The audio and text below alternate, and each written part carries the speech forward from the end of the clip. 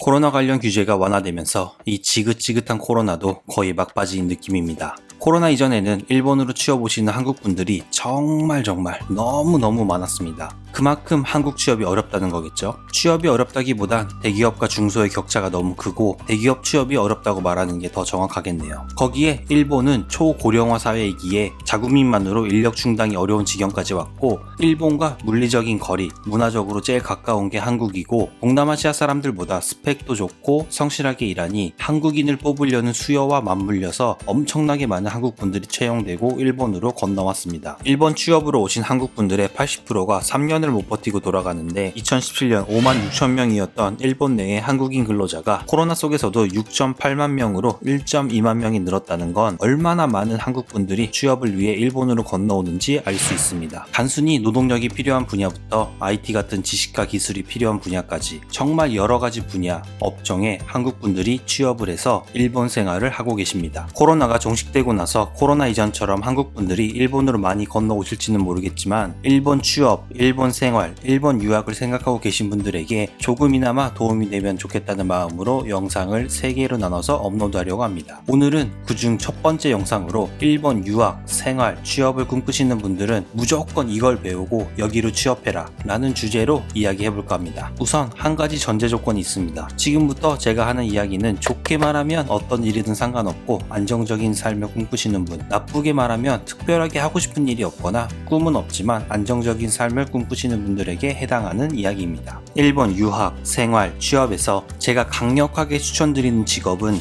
간호사입니다. 나는 꼭 변호사가 되고 싶어. 같은 특별하게 되고 싶은 게 있지 않으면 남자든 여자든 무조건 간호사 하세요. 제가 간호사를 추천드리는 이유는 첫 번째, 안정적인 삶을 살 수 있다 입니다. 한국 뉴스를 보면 간호사는 항상 부족하다고 합니다. 일본도 마찬가지입니다. 그러므로 간호사는 취업을 걱정할 필요가 없습니다. 일하다가 쉬고 싶으면 1년 쉬면서 경력의 공백을 일부러 만들어도 재취업이 정말 쉽습니다. 풀타임 근무가 싫으면 파트타임이나 알바를 해도 됩니다. 간호사의 시급은 도쿄 평균 2,500엔, 오사카 2,000엔입니다. 여성분들 중에 출산을 계획하고 계시면 경력 단절이 되지 않고, 어느 정도 규모가 있는 병원이면 병원에 보통 어린이집이 있어 아이와 같이 출근하고 같이 퇴근하면 됩니다. 간호사를 추천드리는 이유 두 번째, 일반 회사를 가는 것보다 신입 초봉이 높다 입니다. 일본 간호사의 신입 초봉은 월급 약 30만엔 플러스 보너스로 약 4천만원에서 4,500만원 정도입니다. 일본은 기본적으로 아무것도 모르는 신입한테 왜 연봉을 많이 줘야 돼? 걔가 무슨 일을 할 줄 안다고? 와서 배우다가 일 잘하게 되면 연봉 오르는 거지 라는 마인드이기 때문에 대기업이든 중소기업이든 신입 월급 200에서 250만원 정도입니다. 오히려 대기업보다 중소기업이 신입 월급이 높은 경우가 많습니다. 안 그러면 다들 중소기업 안 가거든요. 일본의 대기업과 중소기업의 차이는 연수가 쌓이면서 올라가는 연봉 인상의 금액과 보너스의 금액 차이입니다. 이런 일본 기업들과 비교하면 간호사는 초봉이 확실히 센 편입니다. 간호사를 추천드리는 이유 세 번째,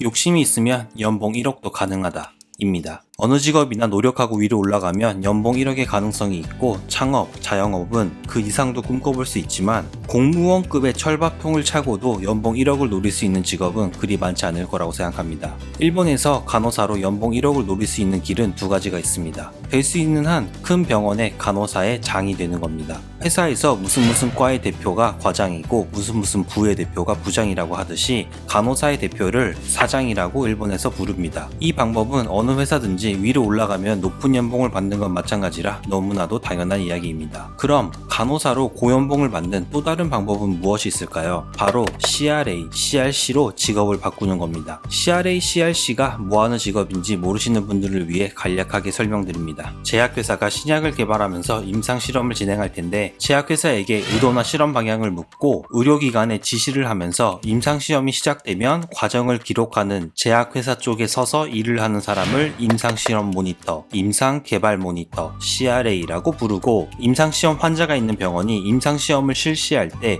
지켜야 되는 사항들을 잘 지키고 있는지, 문제없이 임상시험을 진행하기 위해 병원의 각 부서를 조절하고 서포트하면서 임상시험이 원활하게 진행될 수 있도록 병원 쪽에 서서 일을 하는 사람을 임상시험 코디네이터, CRC라고 합니다. CRC, CRA의 60%가 간호사 출신으로 간호사에서 전직하기가 비교적 쉽습니다. 연봉 또한 40대 평균 8천만 원으로 경력이 쌓이면 간호사보다 높아집니다. 간호사가 아니어도 CRA, CRC가 될 수 있지만 간호사 자격증이 있으면 일을 하다가 적성이 안 맞으면 다시 병원으로 돌아가면 된다는 장점이 있습니다. 간호사가 무조건 장점만 있는 것은 아닙니다. 간호사의 단점 첫 번째, 노동 강도가 세다입니다. 이건 한국이나 일본이나 마찬가지라고 생각합니다. 일본의 간호사의 초봉이 일반 회사보다 높은 이유는 바로 이 노동 강도입니다. 간호사는 기본적으로 2교대나 3교대이기 때문에 저녁에 출근하는 날이면 병원에서 한두 시간 쪽잠 자면서 밤을 새서 일을 해야 됩니다. 간호사의 단점 두 번째, 연수입의 한계점이 확실합니다. 신입 초봉은 높은 편이지만 간호사 안에서도 승진해서 관리직이 되지 못하면 연봉은 5천에서 5,500만 원이 한계입니다. 장점에서 언급한 CRC, CRA로 전직한 경우 CRC나 CRA 일에 대해 모르는 상태이고 배워야 되기에 처음 2, 3년은 간호사보다 연봉이 낮아지는 경우가 보통입니다. 간호사의 단점 세 번째, 휴일에도 출근을 해야 된다입니다. 개인 병원이면 휴일에 쉬는 경우가 많겠지만 큰 병원들은 휴일이라고 따로 쉬지 않습니다. 한 달에 4주, 토요일, 일요일 8번, 한 달에 8번의 휴일은 보장하지만 휴일이 평일일 수도 있고 주말일 수도 있기에 일반 회사를 다니는 친구들과 약속 잡기가 어렵다는 단점과 골든위크나 연말연시처럼 일본의 대형 연휴에도 길게 쉬지 못한다는 점도 단점입니다. 간호사의 단점 네 번째, 한국에서 일본 간호사 면허를 활용할 수 없다입니다. 일본에서 간호사 면허를 따면 일본에서는 간호사이지만 한국에서 간호사 일을 할 수 없습니다. 그렇기에 일본에서 오래 안정적으로 살고 싶은 분들에게 추천드립니다. 그래도 일본에서 살다가 한국에 돌아가고 싶으신 분들이면 CRA, CRC로 전직을 하고 경력을 쌓고 그 경력을 바탕으로 한국으로 CRA로 이직하는 방법이 있습니다. 장단점이 확실한 간호사이지만 일본에서 안정적인 수입과 직장을 가지고 생활을 원하시는 분들에게 추천드리는 간호사. 일본에서 간호사가 되는 방법은 크게 세 가지가 있습니다. 첫째, 4년제 대학에서 간호학을 전공하고 간호사 국가시험에 합격하는 방법. 둘째, 단기대학이나 전문대학교에서 간호학을 전공하고 간호사 국가시험에 합격하는 방법. 간호사가 되기 위해선 단기대학도 전문대학도 3년제를 나와야 됩니다. 셋째,